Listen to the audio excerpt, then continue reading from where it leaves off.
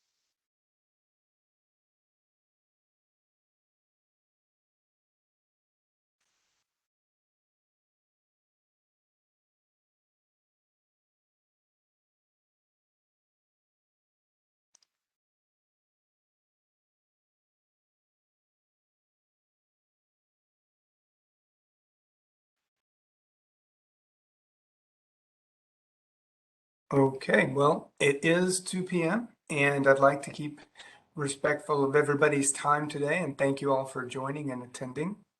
My name is Brett Augustine. I'm a business recovery advisor for North Central Texas Small Business Development Centers, which is a leading provider for assistance for small businesses. We are grant funded, which allows us to offer this and many other services at no cost to you. Today, we'll be talking about boosting holiday sales with partnership marketing presented by Miss Melissa Forsyth. If you would please just leave your questions in the chat room and we'll be happy to take those as we go or at the end whenever she is ready to receive those questions and try to get them all answered. For those of you that are attending later on and you're rewatching this, please feel free to drop us a line at our in our message box in the SBDC office or drop us an email. We'll be happy to get those questions answered for you as well. So, for those of you who don't know Melissa Forsyth, this is number 2 of a 3-part series going on. And Melissa is a Southern California-based marketer, speaker, consultant, and author. She teaches small businesses how to market on a budget and helps them execute their marketing strategies in addition to working with business organizations to train their trainers. She offers keynotes, presentations, workshops, and webinars. Her national and international speaking schedule has taken her as far away as New Zealand. To date, she's delivered over 120 workshops and webinars to thousands of attendees. Before starting Melissa Forsyth Events and Marketing, her career involved roles with the Olympic Winter Games, Rugby World Cup, and the U.S. Olympic Committee. Melissa is the author of a free ebook, Small Business Marketing on a Budget. And with that, ladies and gentlemen, I'd like to give you Miss Melissa. Thank you very much for that introduction. I'm just going to take a quick second here to put my slides up on the screen. So bear with me here for a moment. But yeah, a huge thank you to, well, first of all, a huge thank you to everybody at the North Central Texas SBDC, but especially to Brett for hosting these, to Lori for organizing these, and Judy and Paula for supporting and making sure these are up and running. So, you know, I think it's really a perfect model for what we're talking about today. You know, we're partnering together to put this material together for everybody in your area. And that's a model of what we hope that you'll learn how to do from a session like this. So I really encourage you to think about, you know, how you've seen it done when you see other businesses partnering together to share something with the world. And that's what's happening here. So let me back up a little bit here for a moment and just give you a little bit more background on me. I know Brett gave some great information there from that bio, but I wanted to make sure that you have some context for what I bring into this presentation, because I believe that my experience tells a lot about how I think about this material. So, you know, as Brett mentioned in the beginning of my career, I did more with major international sport events, worked Olympic Winter Games and Rugby World Cup, worked with the US Olympic Committee. So these are brands that are so big. They're massive. They're operating at a scale that nobody can really fathom thinking about it as an individual. And yet there they are, right? And they're looking to reach millions upon millions of people. You think about what an Olympic Games is trying to do, and they have to have a way to leverage that kind of volume of people and get in front of that kind of an audience, and you can't do that alone. So something that I realized working in that setting was that if I thought about all the different audiences an Olympic Games is trying to reach, if I thought about all the different target markets they're trying to reach, they call those out by name in the early stages of their planning. They decide what they're going to say to them and how they're going to deliver messages to them and the types of language they'll use. And then they work really hard to build relationships over a period usually of years.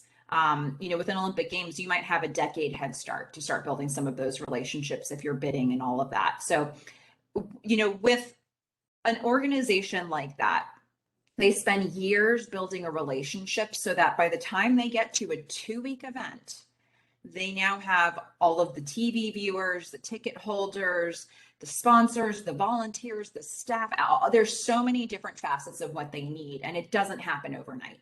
But because they've been building those relationships for a long time, they're able to make a lot of them at the point when they need to leverage them. So that was something that I thought was very informative, even to a small business. And it occurred to me when I started my own business almost 9 years ago now, that for my own business and for pretty much any client that I've ever worked with, there's probably some other business that you can connect with. There's probably other people who can help spread your message and who can help be ambassadors for what you do, if you're only good to them as well. So, really working to build those relationships is something that I discovered was at the core of a good small business marketing plan. And the other bonus is that everything that I tell you about today, you can do it for no budget. You can do it for a low budget.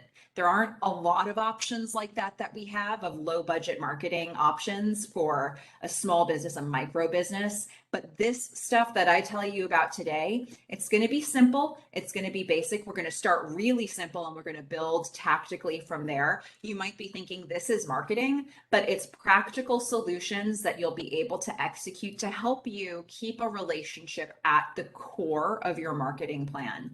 And that's really something for those of you who attended my session yesterday or saw it yesterday on social media. You'll know that I am a big believer in keeping relationships at the center, regardless of where you're marketing. So today, the relationship piece is at the center of this presentation. That's what we'll focus on today. So as Brett mentioned, this is the second of a series. Yesterday, we talked about social media marketing. Tomorrow, we'll talk about creating a marketing strategy, how to keep the relationship going from beginning to end. And this is sort of the bridge between those things. We're really going to look at, this is a concept that can be applied across different ways that you're marketing, and hopefully will be useful to you in that sense. And of course, we're going to work on applying this all to a holiday sales, a holiday campaign plan for you. But at the same time, this type of marketing is something you can be doing year round. So I encourage you as we go through this content to think about how can I not only use it for the short term, how can I use it for the long term as well, and make sure these relationships continue to gain strength after the holiday season is over.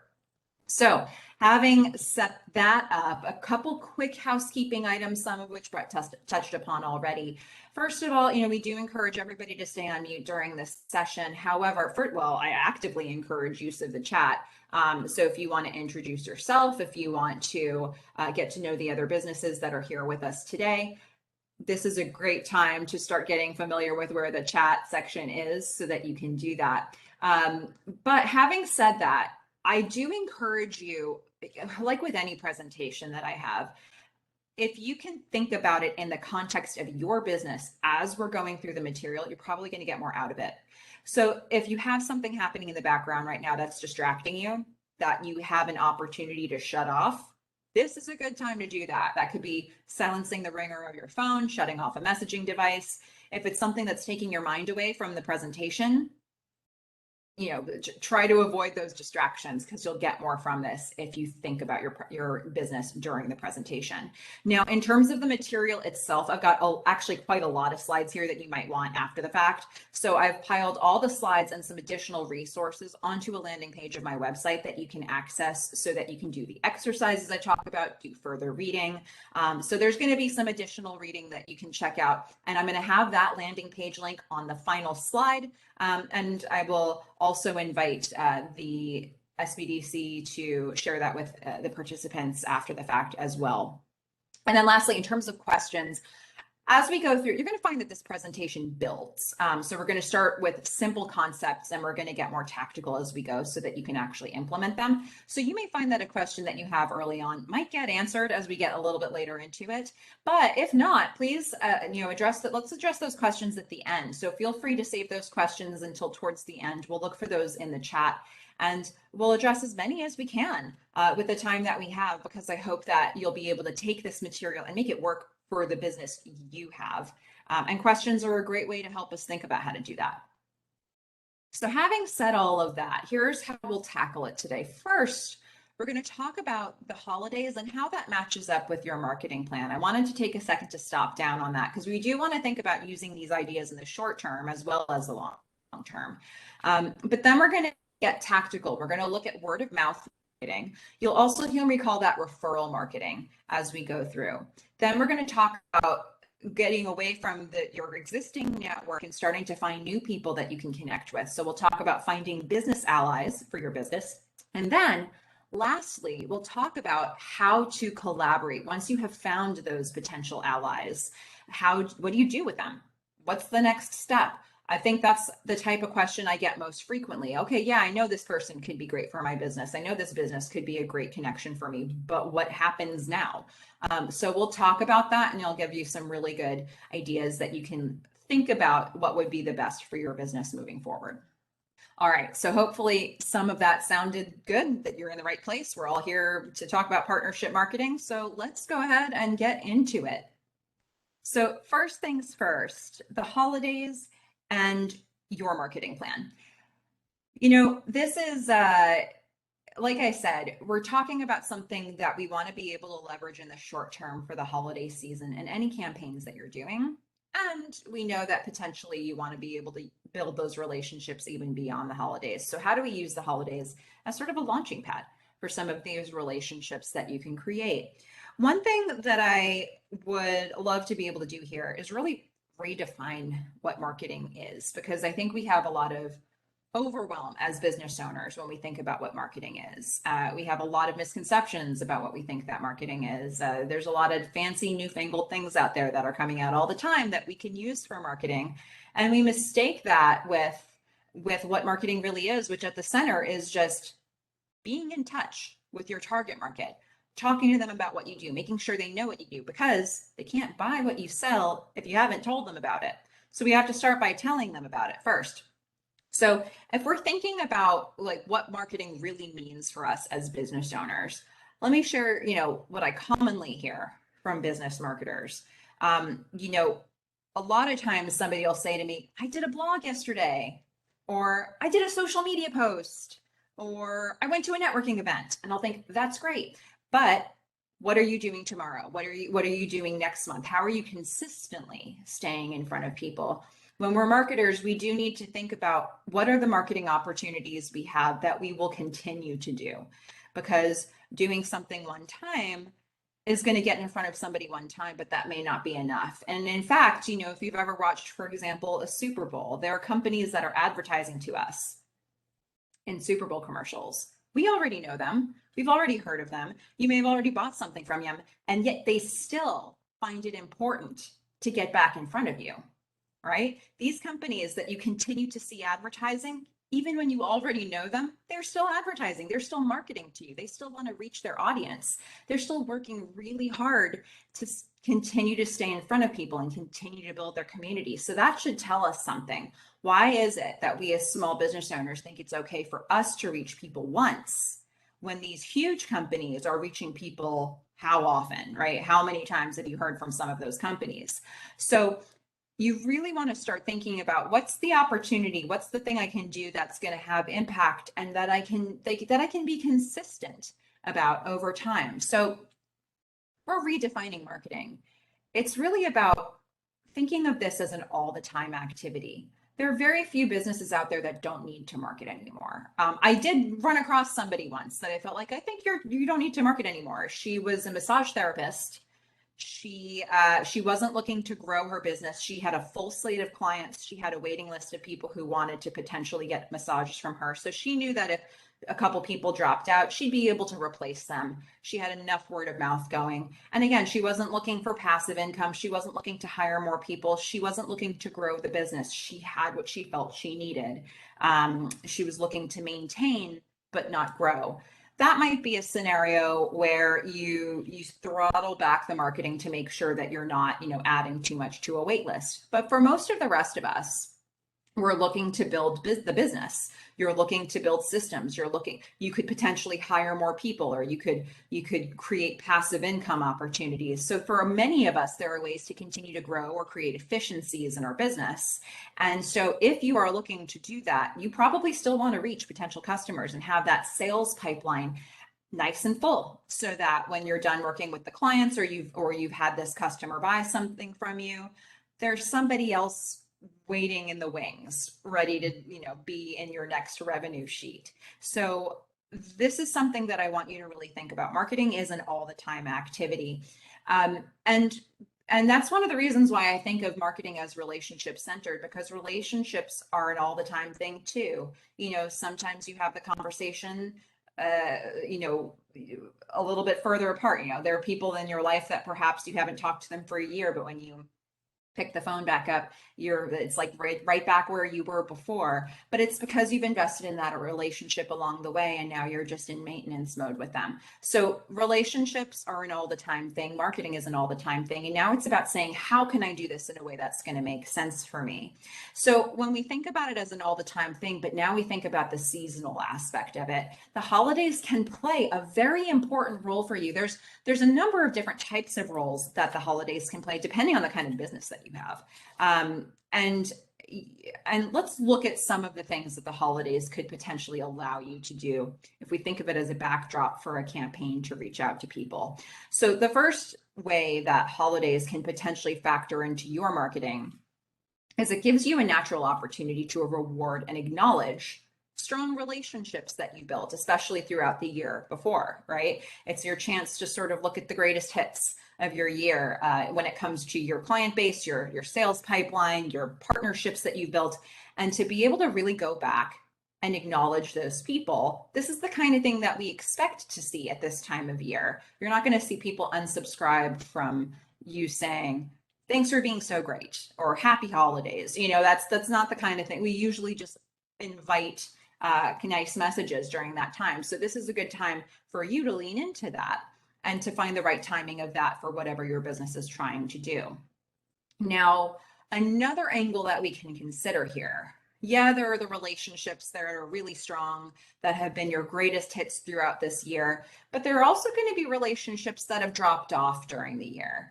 Even for the best of us, even for those of us who have a really solid marketing plan and a way of staying in front of people, there's always going to be some relationships that feel like they're lapsed. It's been a little while, or somebody hasn't needed you, or something was happening in one of your lives.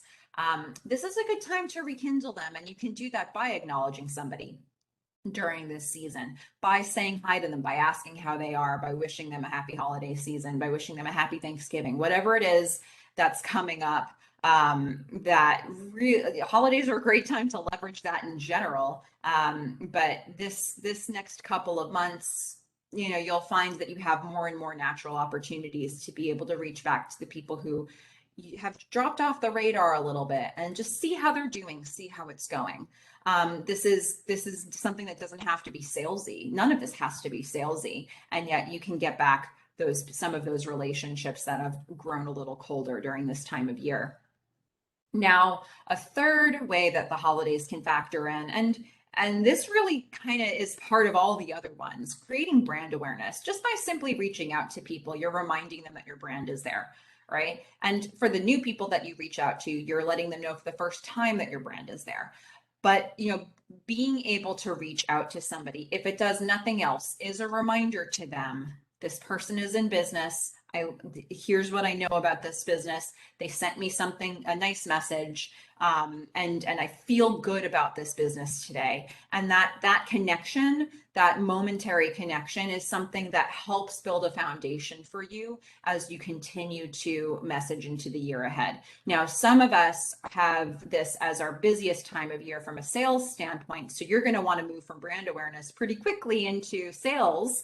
But even just keeping on people's minds as they're creating a shopping list, as they're thinking about how to honor the other people in their lives this time of year, being front and center and not disappearing off of their radar. Just get onto their radar any way you can. And this is what brand awareness is all about for us. Now, in addition to that, and this is tied in with that brand awareness piece, but the holidays allow us to really generate the referrals buzz as well. So it's not just about somebody as an individual being aware of your brand, but maybe they know somebody who would be a good customer or client of yours during this time of year. This is a good time for you to reach out in a way that's potentially shareable or potentially encourages people to think about you when they're talking to other people they know. So how can you craft however you're talking to them in a way that not only reminds them that you're there, but reminds them of all the people that would benefit from what you do, right? If you have an opportunity to slip that into conversation, whether it be written or verbal, you can do that at this time of year, and you can do it in subtle ways that plants the seed for them and thinking about who else in their lives should know about your business. At the end of the day, to me, and this really does sum up this whole presentation, effective marketing involves relationship building. And, I don't even know how many ways I can say it, because people always come to me and say, ooh, I've heard about TikTok. I've heard about this new thing. I've heard about this fancy new thing. It could be social media. It could be something else. It could be a new event that's happening, a trade show or a networking event that's happening, and you're not sure if this fancy new thing is going to work for you. And at the end of the day, my question is going to be, is your target market there? Can you have a conversation with them and really get through to them there? Then it may be worth a look. So to me, what that boils down to is your relationships are at the center of any effective marketing that you do. So we're putting that at the center of this presentation today to lift it up and make sure that any opportunities that you have for marketing, any channels that you're using to market, you are doing it in a way that will effectively build the relationship that can be the setup for a partnership, a client, or whatever else. So if you're on board with that idea, let's start to get a little bit tactical with this. With word of mouth marketing, you'll also sometimes hear me call it referral marketing. There's a lot of, overlap between those ideas, if not being basically the same thing. But where I want to start with this is the people you already know. And this can be a sensitive point for some business owners out there. So we're really going to start here and focus in on this. And I want to see if I can convert some of you into getting more of the people in your lives currently aware of what you do. But word of mouth marketing is an important thing to talk about. It's the type of thing that you can leverage potentially for free for your business if you do it right. So the first thing that I want to do here, I want to take a moment and ask you a question. Now, if you're on with me live, you are absolutely welcome to put your answer into the chat. Let's see where we're starting out here. If you're not on with me live, if you're watching this back, take a moment to just pause for a second and answer this question for yourself, because what we're doing is doing a self-assessment to see where we are as a baseline. I haven't yet explained anything about this topic, but I want to get a sense from you on a scale of 1 to 10. How much work are you actually doing to generate referrals? Now, I haven't defined what this means yet, but I want you to do that quick self-assessment to get an idea. If we're saying 1 is, I'm not doing a whole lot, 10 being all day, every day, I'm thinking about how to get people to talk about my business. So do that self-assessment and see where you think you land on this. And you can be honest, you don't have to be conservative, or you can just give me the number that really feels right to you, or give yourself that number. And, straight away, we're jumping in with a 3 here in the chat. So I love it. It really gives us a sense of what our starting point is. And I'm sure everybody's going to have a different number that they begin with. And this is a chance to see, before I've explained this section, where do you think you're beginning? And hopefully we can come up with some tactics before this section is over that you can start leveraging immediately to bump up your number wherever that is. So having done this self-assessment, we know where we're starting, and hopefully we can find any small tactical change we can make to improve. So here's what I want you to understand. You don't have to wait for word of mouth marketing to come to you. You can generate it. You can be proactive. This does not have to be a passive form of marketing. Now, a lot of times people will say to me, Melissa, I think word of mouth marketing is the best type of marketing. And it's not that I disagree with this, but I do have a suspicion that sometimes they're saying this to me because they think it's the type of marketing they don't have to do. Like, yay, somebody else told somebody else about my business and now I have a new client. Yay, this is awesome. What a happy surprise. I want this every day. Uh, and so that's great news. But this is something you can be proactively generating. If you want word of mouth to be a machine that's rolling on behalf of your business, do something to make that happen, and you will see it be much more profitable for you in all the ways it can be profitable, right? So let's not rest on our laurels that a happy surprise can only happen once. We can make it more predictable. We can lean into it. We can ask our audience to lean into it. And this is something I really want you to be thinking about.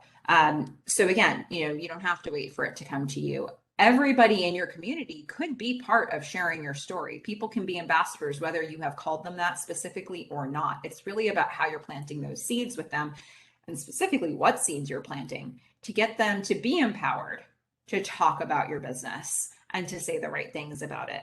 Now, there are 3 keys to successfully building those referrals. So if we're talking about empowering people, there are 3 things that you can do to empower people and to start getting that momentum building where people are having conversations about your business behind your back or without your knowledge.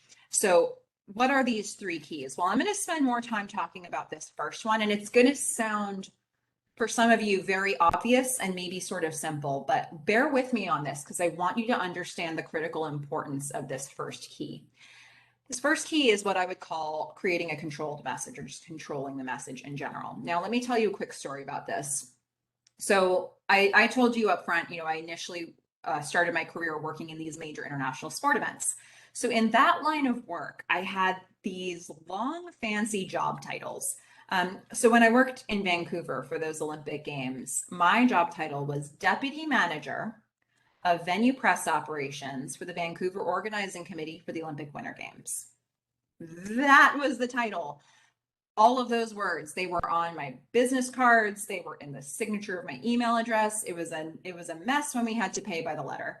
But that was a really important, simple phrase to describe what I did, that if I was talking to somebody who was also in that line of work and I told them my job title, they knew exactly what I did, exactly who I did it for, and most importantly for us, they knew how their job related to mine. So we could immediately figure out what conversation we needed to have in a meeting. If I would say, oh, I'm in venue press operations, and they say, I'm in food and beverage. Well, now I know we're going to talk about, the catering that we're going to do in the media room. That's the conversation you and I are going to have, and we could immediately get that specific with it. That's great, but outside of that world, it was a jumble of words and meant nothing to people, right? So I found out that when I would go visit friends and family, if they had to introduce me to somebody, what they would introduce me as was always an adventure. I never knew what was going to come out of their mouths. They'd say, oh, this is Melissa. And they'd fill in the blank with a lie. Every time it was a lie. It was never true. Sometimes it was close, but not there. Sometimes it was wildly not correct. A lot of people introduced me as an Olympic gymnast because they knew when I was little, I was a gymnast and I worked for the Olympics, and they thought, boop, that makes you an Olympic gymnast. But it didn't. I never achieved that dream. It made my 9-year-old heart sing to have people describe me that way, but that never happened for me. So, one of the things that I noticed in this time was people, although they never described me correctly, usually landed on similar keywords when they would describe me. Pretty much everybody could say Olympic.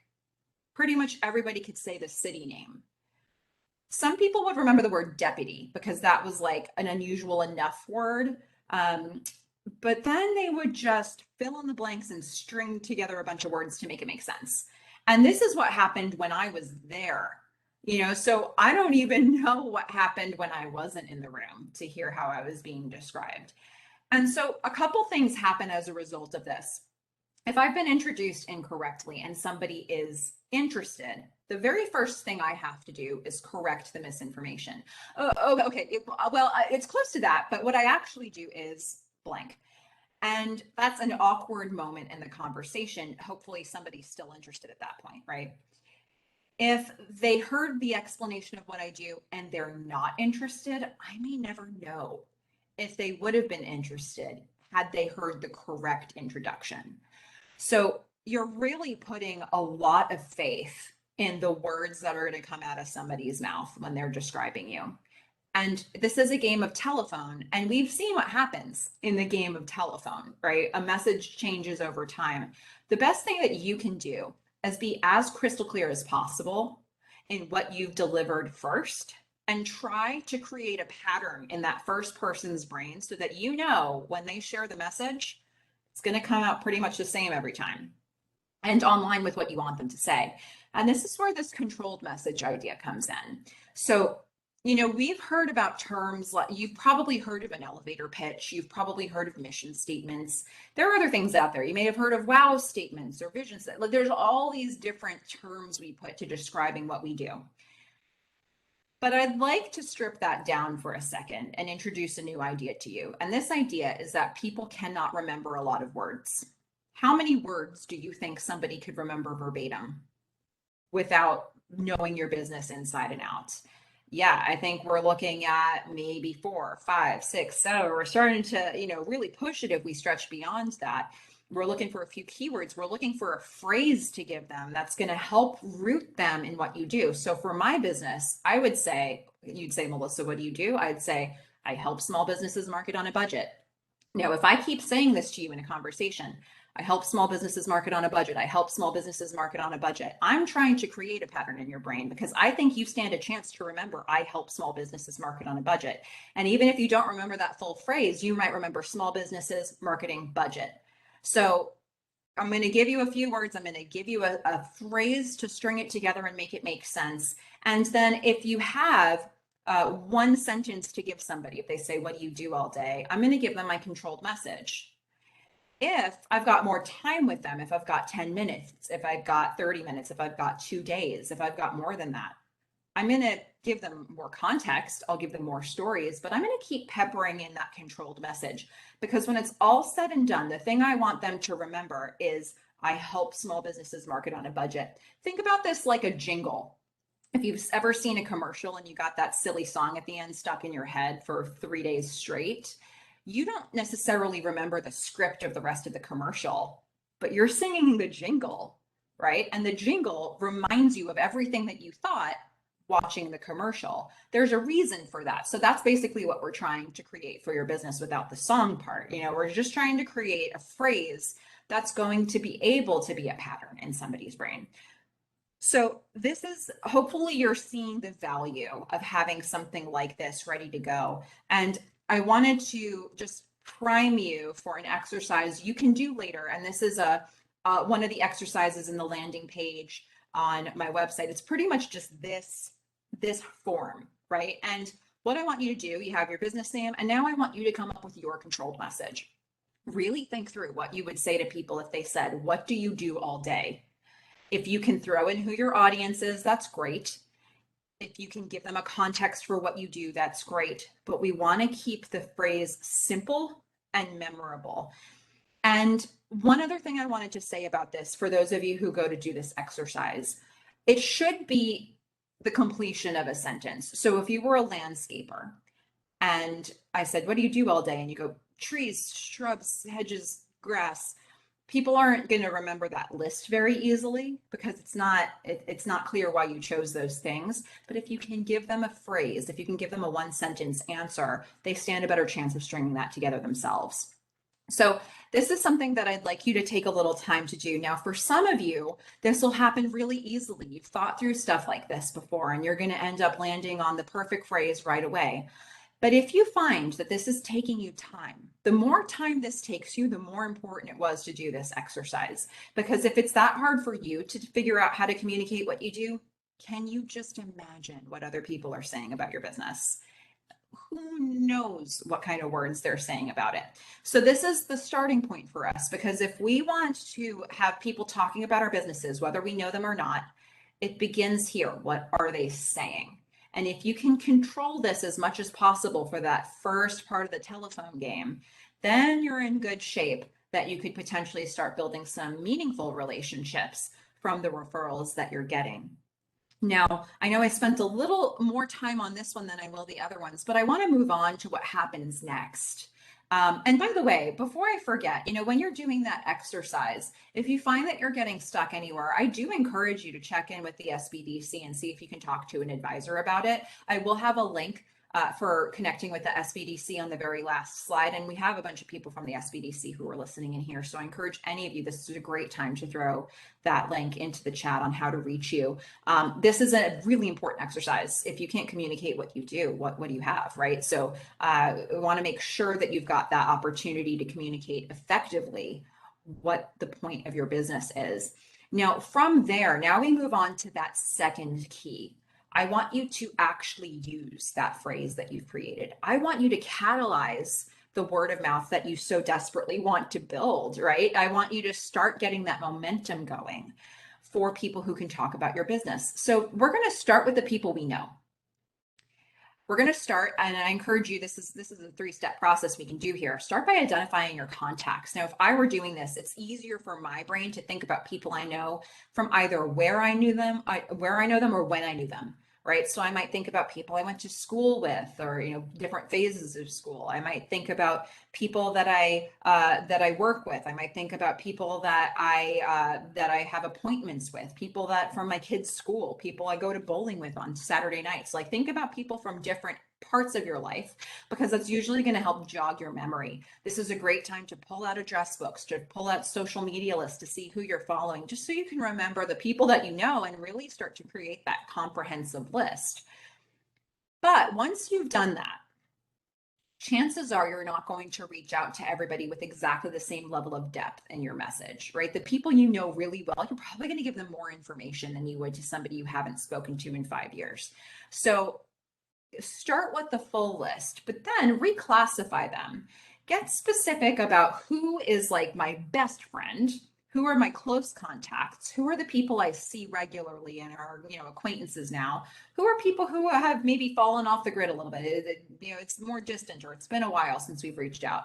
And then you may have a few in like a do not contact list, and that's fine. I'm not saying that you should contact them. Just classify them there, and you can leave them there.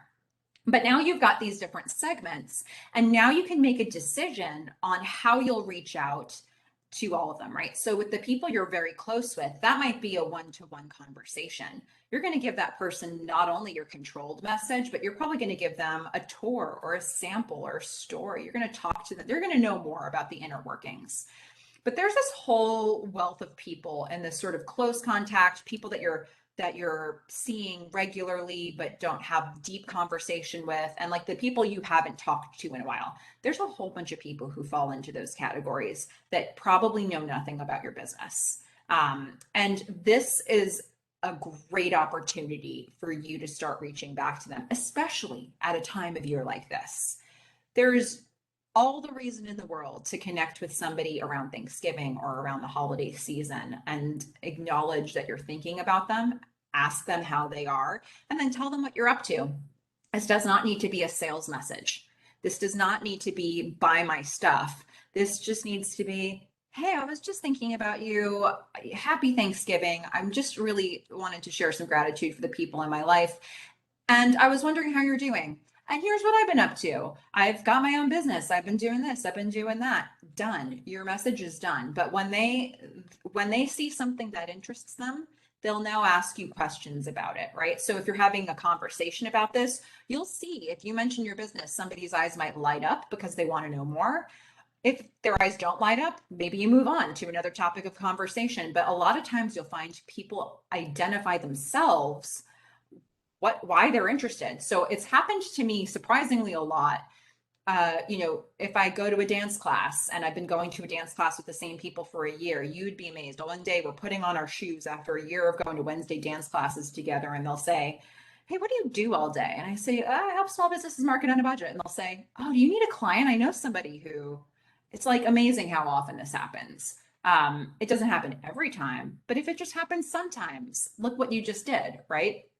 All you did was say what you do, and they have a reason to connect you with either themselves or somebody they know. And if they don't, you keep moving on. That's okay. So for me, if they don't immediately tell me why they're interested and I'm actually having a conversation with them, I'll say, "Oh, I help small businesses market on a budget." And I'll go, "Oh, cool."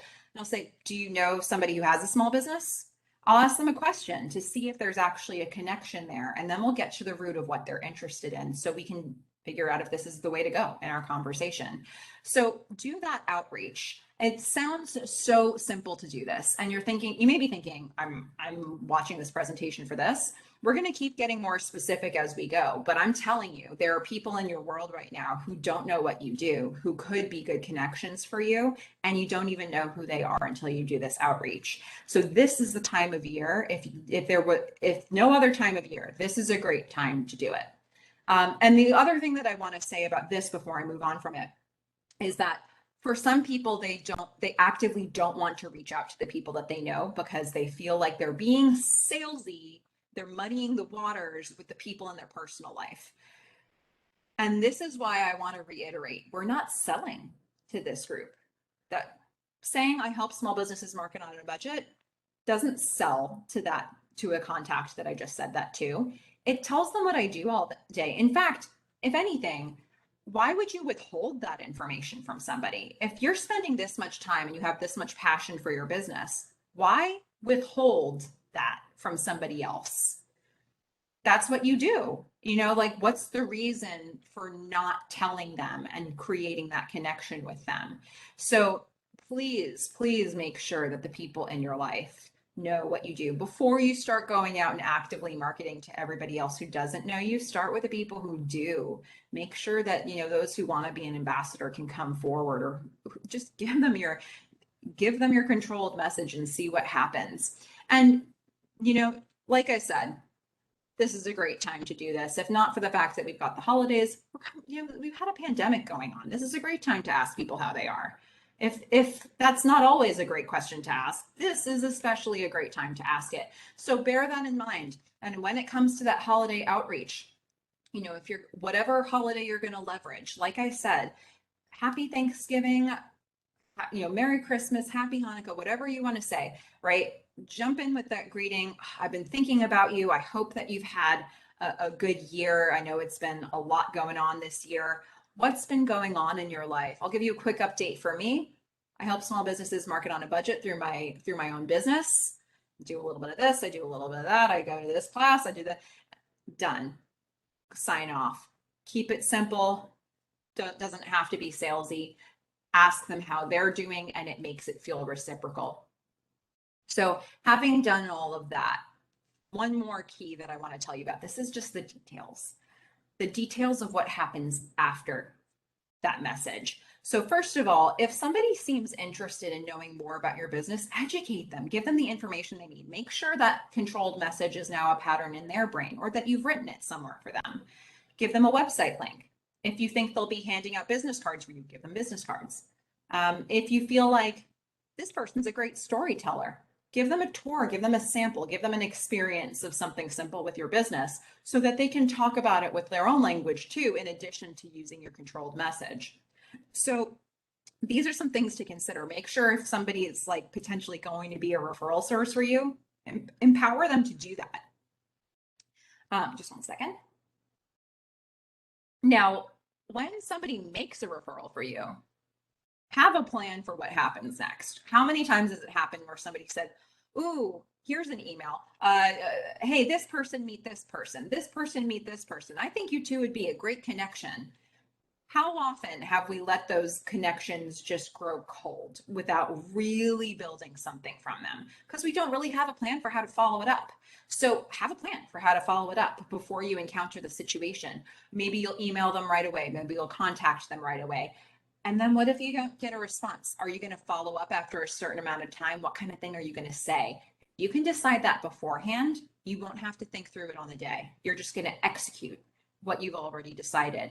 Really important to do that because nothing is more awkward than this connect. It's awkward for everybody. This connection becomes strange for both people who were potentially introduced to each other and the person who did the referral because nobody has followed up on it.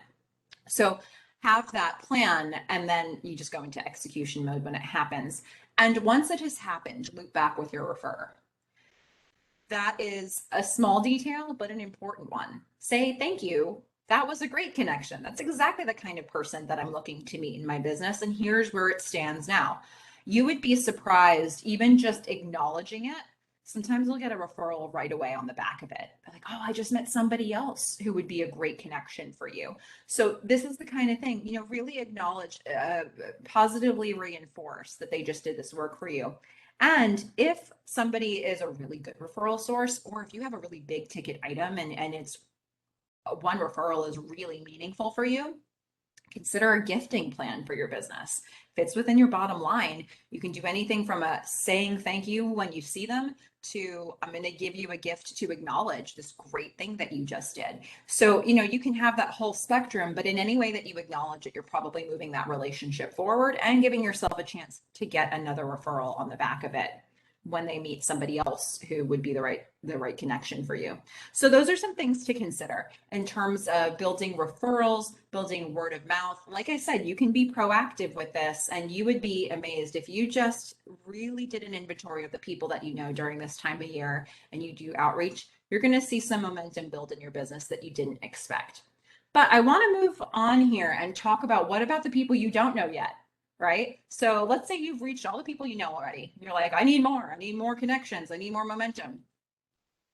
You could spend forever on this step. And this, as much, you could do all of your marketing, all of your bringing in new leads, just doing techniques in this partnership marketing area. So we're going to talk about finding business allies for your business. I'm going to call that partnership marketing. I might call it cross marketing with other businesses. So I'll use those terms interchangeably, but I just mean go out there and find friends who are running businesses who also need support in reaching an audience. Collaborate, work together, support each other in reaching new people. And that is finding business allies for your business. So this comes down to, again, what I call partnership marketing. To put a quick definition on this, it's collaborating with other businesses or influencers for mutual benefit. All of those words are really important there. Collaborating is, to me, a big one. Mutual is a big one for me. It's not just about what can you do for me, because every single person is thinking about what's in this for me, including the person you're talking to. So come to them saying, I can help you and you can help me.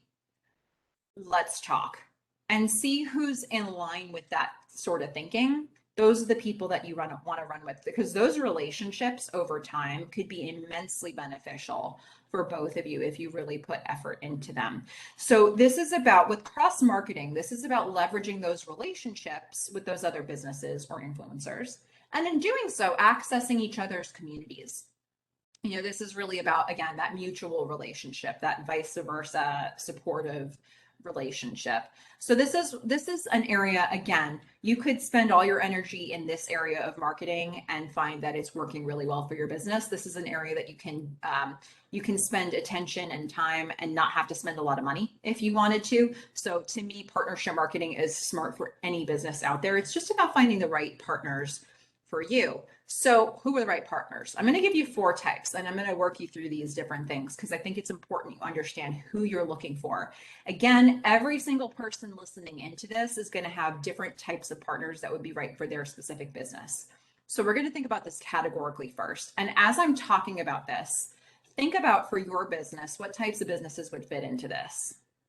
Maybe even make notes to yourself. And you can put them on these slides after the fact as well. So compatible businesses or influencers.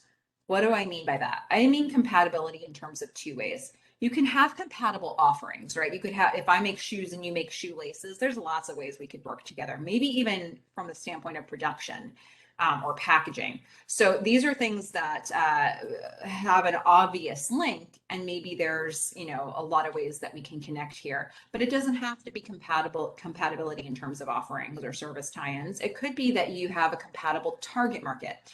So if my business is reaching mothers of 2-year-olds and your business is reaching mothers of 2-year-olds, we can reach mothers of 2-year-olds together. And this is great because if there are people in our audiences that are overlapped, awesome. We've reinforced the message for those people. Hopefully they're recommitting to wanting to work with both of our businesses now that they know that we've got a connection with each other. But if there are people in one of our audiences, if there are people in my audience that aren't in your audience, well, you just potentially reach new people in your target market by having me shout out your message. So, you know, there's no downside partnership marketing with a similar target market, as long as we do trust each other's businesses, that as long as there's an alignment in our value systems and we really do want to advocate for this other business, then this can be great. So that's one thing to consider. Now I'm going to give you a second type of partner, which is sort of an offshoot from that first one, but I wanted to be specific about this. Businesses with different structures that have a common target market could potentially be a good resource for you. I'm calling this out specifically because I find in practice, businesses that look similar to each other in how they're structured or in their entity, it seems more obvious to them how they can have a mutual partnership. But when you start getting two businesses that look different from each other, it's like mutual goes out the window, and it doesn't need to, but for some reason it does. So I want to get us back to the core of finding the mutual benefit, even if a business doesn't look like yours. So here's an example of this. And I don't mean to pick on any nonprofits, but this is something I've seen a lot with my nonprofit clients. So for example, let's say a nonprofit has an event coming up and they want to get sponsorships for it. So they're going to go out and they're going to go to all the corporations they know and all the small businesses in their community. And they're going to say, hey, we've got this event coming up. We would love if you would sponsor it to the tune of $500, $1,000, however much money. And then a lot of times they'll get a hard no. They'll get somebody coming back saying, you know, there's so many great organizations to sponsor out there. We wish we could support all of them, but there's only so much budget, only so much time in the day. So it's going to have to be a no for us, but we wish you the best of luck with your event. A very kind, wordy no, but this is the kind of thing they get a lot. And at that point, most nonprofits walk away. They say, oh, I got to know. Maybe I'll try you again next year, when you still won't have a strong relationship with this business. So here's my question. At this point, could this nonprofit turn around and say, that makes a lot of sense. There really are a lot of good organizations to support. And I can see that you support a lot of really great organizations. Kudos to you. I do think, though, that we have a similar audience here. So I wonder if there's a different way that we could support each other. Like, what if we did a feature on your company in our next newsletter and you did a feature on us? You found a new way to reframe this partnership. It wasn't a money exchange. It was a different kind of transaction, but it was mutual. And now if they say yes to that, first of all, it stands alone. You just got exposure to their audience and they got exposure to yours. Already a benefit. But what if that's just the beginning? What if you could find new ways to partner from there? And then maybe next year you go back, that nonprofit goes back to this company and they say, want to sponsor us this year? And they're like, yeah, sure. We like what you do. We have a relationship with you. We've been shouting you out all year. It makes sense. It doesn't always end that way, but why not ask? Why not see if there's something mutual that could be there for you? So this is something for you to think about when you're looking at a business that looks a lot bigger or a lot smaller, or a lot different from yours. Is there something you bring to the table, and how can you help each other? Now, third one here, hyperlocal companies or influencers. This one's kind of interesting because it's not always that they have aligned audiences or aligned products, but just by nature of being near you, they're getting maybe people who are coming to them that could want to know about you. So when I say hyperlocal, if you have a physical location we might be talking in terms of foot traffic. We might be talking in terms of this side of town. We might be talking in terms of Main Street. We might be talking in terms of a city or a town. Online, we tend to signal these things by having town names or city names, zip codes, stuff that'll come up with SEO. So you can still signal it that way if you want to. So when it comes to hyperlocal companies or influencers, why is it important that the businesses around you know what you do? I'm going to tell you a quick story about this one. So for years, I used to live in Seattle, and for years I would do box office. I would volunteer sometimes to do box office tickets for a local comedy theater. And so, Friday or Saturday night, a couple weekends a month, I would go and I would watch a couple shows and I'd do box office tickets, and then, everybody would go home happy. So one day, I think it was the 4th of July weekend some years ago, I was in the box office selling tickets, waiting for the next person to come in, and in the door up the stairs walk Mila Kunis and Ashton Kutcher. 2 A-list celebrities just took it upon themselves to enter this business's premises. And I thought any business would want, this moment to happen. So step one, Melissa, close these people, get them into the theater, get them to buy these tickets and sit down. They did. They loved the show. Mila laughed till she cried. They took a picture with the cast. It went mini viral. It was a huge moment. They were getting picked up on local radio stations and local articles. There was a national news, entertainment news outlet that was following Mila, and the owner of the theater actually got interviewed for one of those national entertainment news outlets. It was, the kind of thing that you can't really anticipate, but hopefully you've got a plan to leverage it when it happens. And it was a great story, and it was a lightning in a bottle moment for this business, and it almost didn't happen. I found out after the fact that right before Mila and Ashton had walked into the theater to get tickets at exactly the right moment while I was still selling tickets, they had just been to the ice cream shop 3 doors down, and they got ice cream scooped, and they said, what can we do in this town on a Saturday night? And the person told them, you can go one town over and check out the Locks and the Salmon Hatchery. It was 10 o'clock at night.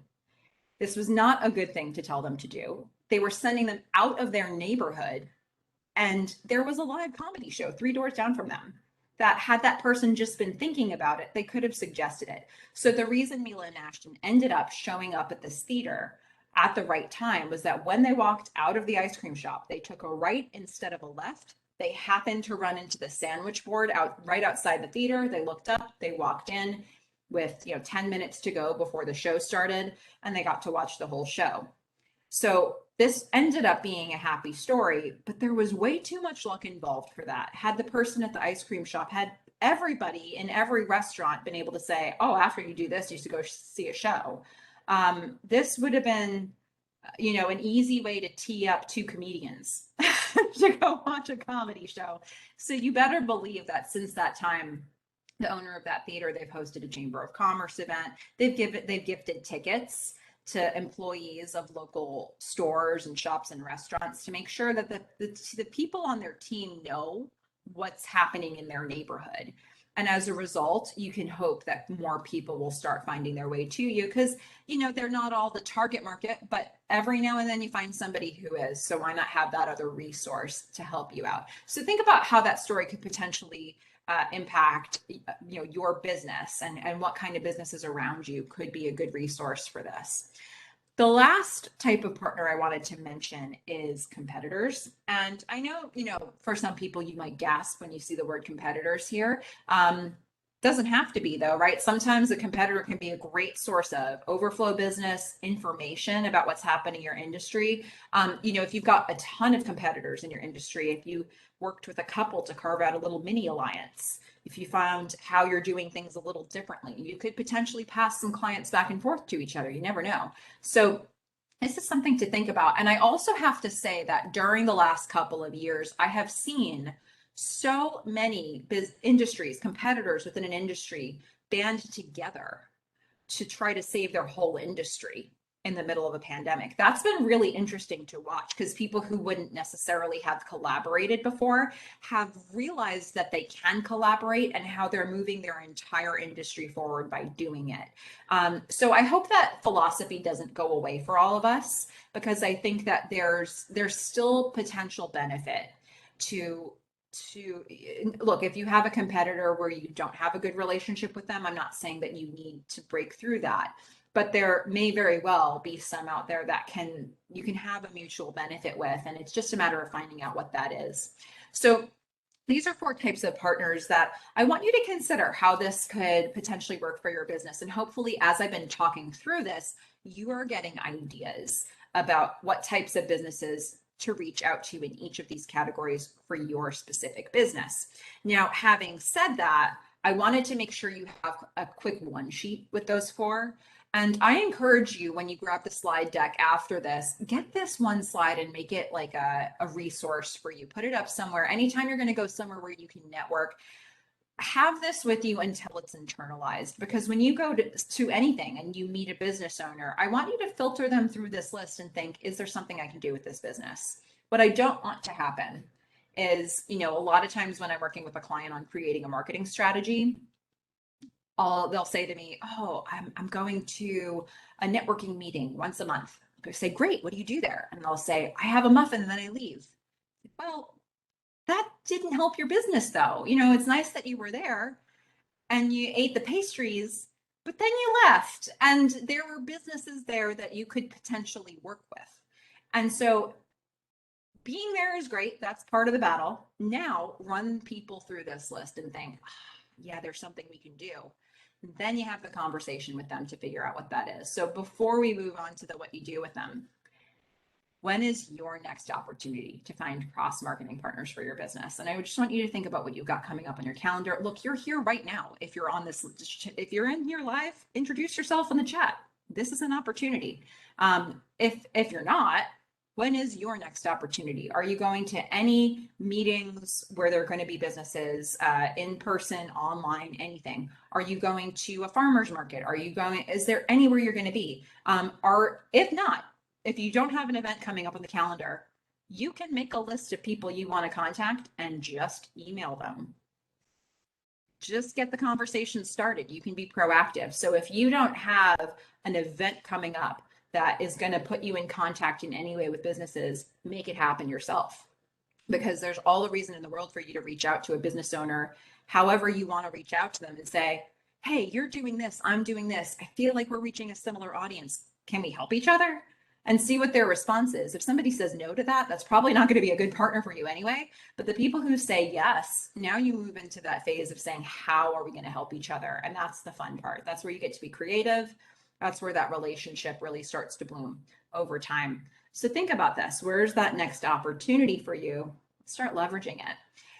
So we're going to move into the final section here. And this one is where most people get stuck. It's like, oh, I found the person. What do I do? So let's address that now. How do you collaborate? Well, first things first, if this is the step process, we've already done the first one. Know who would be the right fit. But now, step 2, propose your common business interests. I want to build my list. You want to have a venue for your event. We can both help each other with that. Great. What you want may not be what they want. So see on a macro level, if the big goals that you have, you can help each other with those. And if the answer is yes, now define specifically what kind of support you can provide each other to make that impact. Start talking details and see where it lands. So I'm going to show you this in a couple ways. Here's a slide that I've turned into a one-pager on my landing page, so you can just grab this. This is just categorically kind of big picture ideas. So what could partners do with each other? Here's a few options, right? They can inform each other of what's coming up. So on the one hand, you're both in different rooms with different people. So if I find an opportunity that could be good for you, I'm going to tell you about it, right? Make sure that you know that it happened and that conversation existed. Or it could be sharing current events, what's coming up, what to expect, what's happening in the industry or what's happening in the community. Make sure that you're both informed. You can also do this in a way that's more organized, right? It could be when I say mastermind group, I think we have a very formal idea of what that is, but it could also be just meeting up with each other once a month and sort of catching up on where you both are in business and seeing, giving each other advice or wisdom or just kind of learning from each other's experience. So this could be one bucket of things, right? Promotion is another one. The most complicated version of this would be a co-branded event. We're both going to host this event. We're both going to organize the details, and we're going to both invite our audiences to it. So you're sharing everything, the responsibility and the benefit of reaching new audience members. That would be the most complex way of supporting each other. A more simple way of doing that would be advocating for each other, right? You hear about an opportunity and somebody says, do you know of anybody who'd be good for this? Oh, I do. This partner that I have, they're great. So this is a simple way to do it. And again, when I say partner here, I don't even mean having a legal partnership. I don't mean a joint venture. I just mean you're working to support each other in some informal way. So these are things that can be done in this whole spectrum of ways of, like, complex. You can do something complex, not complex, and there's a whole spectrum in between. Now, cross marketing and cross advertising, I'm going to put a pin in that for a second, because a couple slides from now, I'm going to put a slide up on the screen that is going to blow you away with how many words I put on it. And that's the resource I really want you to see in terms of thinking through ways you can cross market and cross advertise with a partner. So we'll come back to that in just a moment. Collaborating, that's the third thing, right? So the most, I'd say, complex version of this would be having a joint offering. Like, when anytime somebody needs this, I know they're going to need your thing too. So how can we hand off at some point in that process? But it could be perhaps you both have an expense on your line item, of your expense sheet that is in common, and maybe you can support each other there and make it easier for each other. It could be that you want to support each other with client education. So maybe your clients would benefit from hearing about stuff that I do in my business, or getting tips. Maybe your clients would benefit from knowing about marketing. Great. So I come in, I talk to your clients. The clients get the information. You show the strength of your reputation. You're providing this value for your clients, and I'm potentially meeting new clients for myself, right? So there's all these angles that you can take there. There's potentially a way to do this where it benefits everybody. So if you both did something like that, how can you both get that benefit of the brand awareness and that goodwill that you're sharing? So these are a few different sort of buckets of ideas, but I do want to just put a finer point on this and say that most types of marketing can involve collaboration. So whatever you're doing to market your business, what if you used that as an opportunity to occasionally shout out a partner? That's something you bring to the table. So I like to say, whatever types of marketing you're doing, you can do it better with a friend. If you just take all those things you're already doing and just sometimes use that forum, that platform, to shout out somebody else's business and ask them to do something similar, you probably got a lot of ways that you can support a partner in this process. So now here it comes. We're wrapping up here, but I wanted to give you a slide that you're going to think, you have some nerve, Melissa, putting this many words on a slide. It's going to blow your mind, but this is meant to be a resource, and it's one of the one pagers that's on my landing page. So you can just grab it. I would even say maybe print it out. And if you ever have a conversation with a partner about how you can collaborate, highlight the things that you can offer and have them do the same, and see if you've got anything in common. Okay, here we go. Blam. Promotional ideas. It's a kind of a word cloud, if you will. I've got these different buckets of cross marketing, cross advertising. Look, there's probably stuff I didn't even think of that you could add to this, but this is really meant to give you sort of a brainstorming format where you can go through and you can say, what are things I could do here, and where can I put you in, partner, and have them do the same thing, and see what are your options? What are you working with here that could really make sense? So I'm not going to spend a ton of time on this slide. I know you're probably sitting here trying to read through all of the words on it. This resource is available to you after the fact. I just want you to be aware that this is meant to be something that you think through later, and ideally that you think through it specific to each partner. So that's something that I want you to consider. Now, having said that, I do want to make sure we save some good time for questions here. So at the end of the day, just help your community help you. If you're doing all this, think if you've started from the beginning of this presentation, got all the way to the end, and you're actually doing all of these things, imagine how much more you've empowered your community to speak on behalf of your business because you were proactive in initiating it, not because you were waiting to see what the game of telephone would bring back for you. So and as we start thinking through the questions, here's a quick reminder of what we talked about. It may help jog some questions for you. This is a great time to start putting them into the chat. I'll use this time to tell you also about a couple things coming up that you can be aware of. But here's what we talked about today. We talked about the holidays and your marketing plans, so sort of that short-term versus long-term thinking about partnership building. Then we got more tactical. We looked at word of mouth marketing or referral marketing. We looked at finding business allies for your business to start looking for those partners.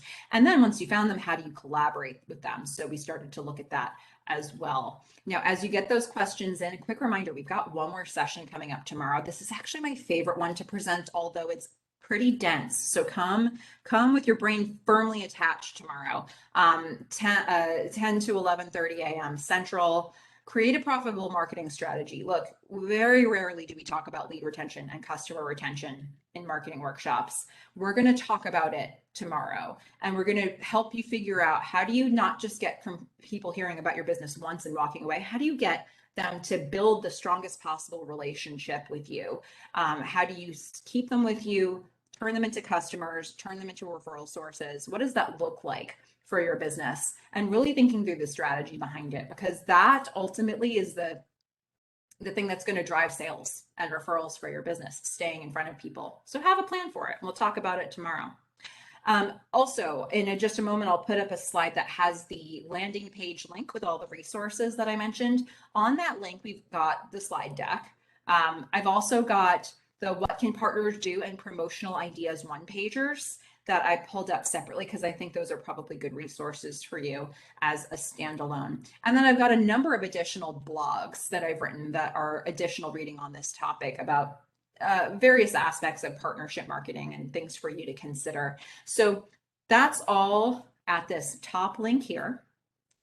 And you can get all of that there. And then this bottom link is a link directly to the North Central Texas SBDC page of their website. So that is something that I encourage you all to explore, because if you're working through these things and you need support, please reach out to them so that you can work with them directly. I'm going to make sure that I also turn this back over to Brett so that he can share more information about that. And then we can start taking any questions that do come in.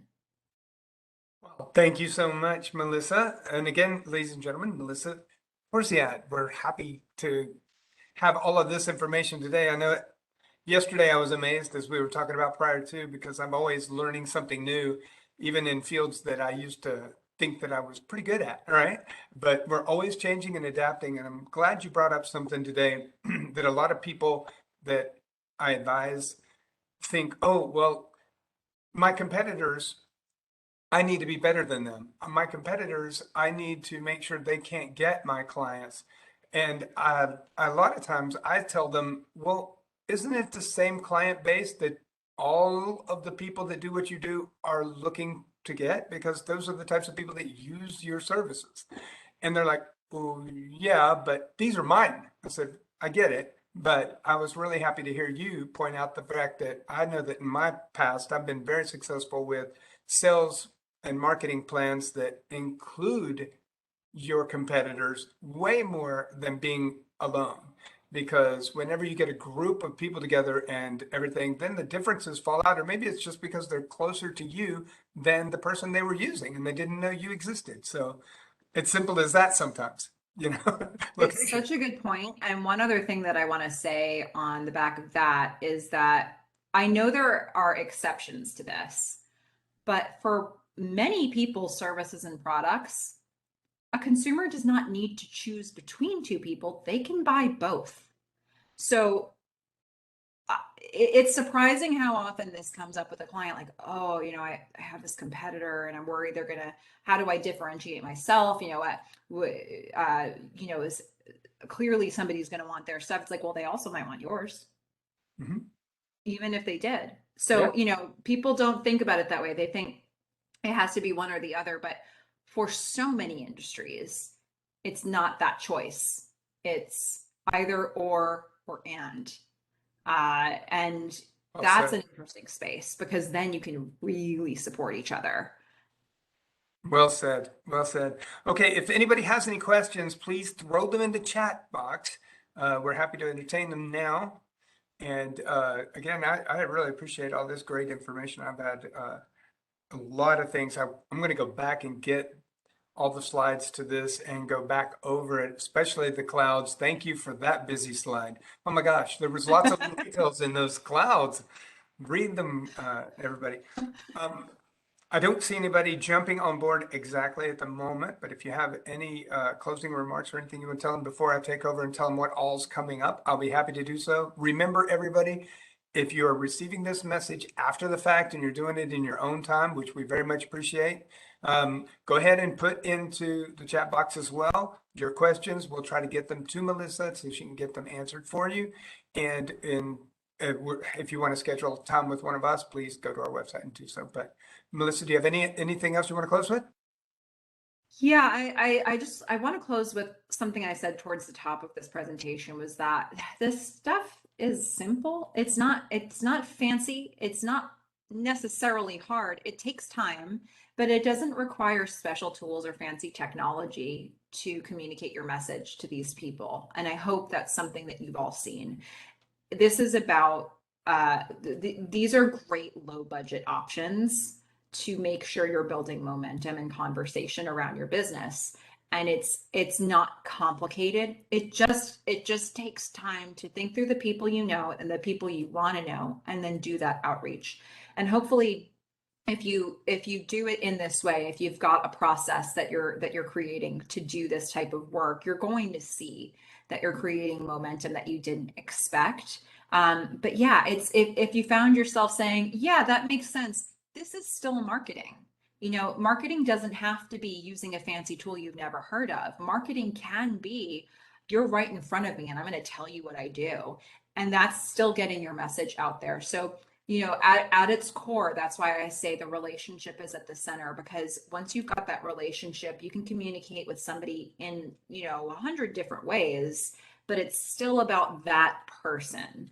And that's what I want you to start framing as the core of how you market to people. And hopefully this just gave you all some techniques to do that. So I really appreciate everybody who's able to listen in on this. And I hope that as we get into the holiday season, this gives you some ideas on how you'll leverage this time, but then how are you going to stay connected with everybody as we go into the year ahead, so that it's not just like constantly re-upping cold relationships.